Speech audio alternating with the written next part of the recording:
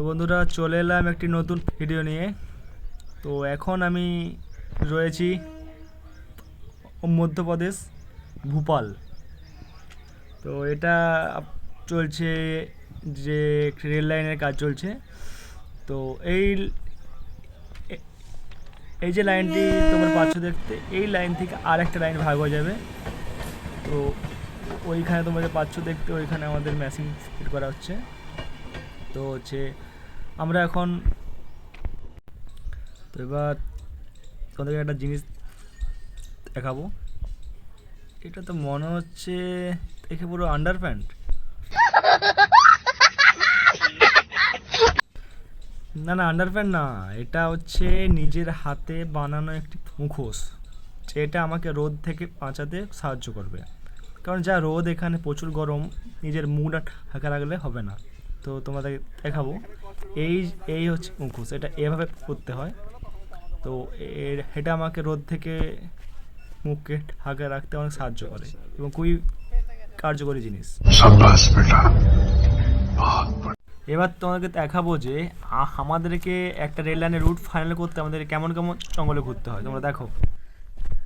बहुत भयानक जगह है और बहुत कम आदमी आता है यहाँ पे। सुनसान इलाका, डरावना। आपको आवाज़ गूंजती है यहाँ पे। हेलो, देखो आवाज़ वापस आ रहा है। बड़ी बड़ी मछली उधर सही था। यहाँ पे लोग पॉटी करते हैं, यहाँ पे धोते हैं। यही जगह है इसका।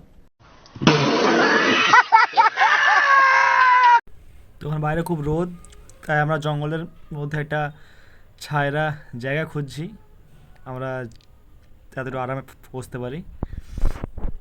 এই এই একটা জায়গা পেয়ে গেছি। এখানে এখন আধা ঘন্টা রেস্ট করব, তারপর আবার কাজ করব শুরু। তো তোমরা পাচ্ছ দেখতে জায়গাটি কত সুন্দর, কিন্তু ওই যে দেখতে পাচ্ছ দূরে পাহাড়, ওখানে নাকি ভয়ানক জানোয়ারও রয়েছে। এবং জানতে পারলাম যেটা, যে এখন নাকি বাঘও রয়েছে, বাঘ থাকে। তো এখানে কেউ নেই, কোনো একজন মানুষও নেই, শুধু আমরাই আছি। তো খুবই সাবধানে থাকতে হচ্ছে। তো আজকে এই পর্যন্তই, ভিডিওটা অনেক লম্বা হয়ে যাচ্ছে, তাই নেক্সট ভিডিওতে তোমাদেরকে এর পরের কাহিনী কী হয়েছে সবই বলবো। তো আজকে এইটুকু।